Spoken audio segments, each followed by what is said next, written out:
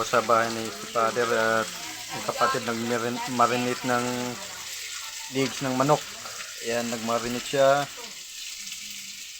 At then dito, yan, nagprito na. Ano.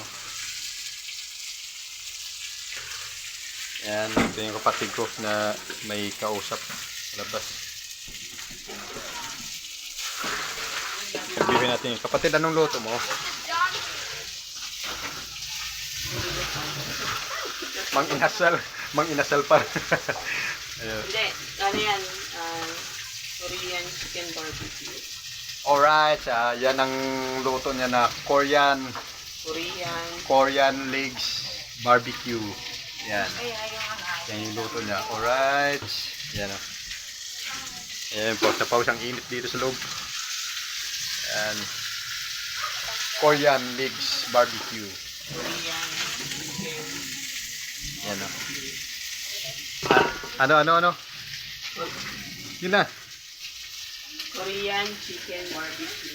Ayan, Korean chicken barbecue pala. Okay lang kasi legs naman yan. Tama lang yun. Korean legs barbecue. Chicken. Legs ng barbecue. Ay, legs ng chicken. Ako may chicken. I'm hungry. Na-hungry na yung anak. Hungry ka, nakaamoy ka lang, hungry na. Nagkagulo-gulo kami ditong init. Alright, hanggang dito lang po. Maraming salamat. Yan.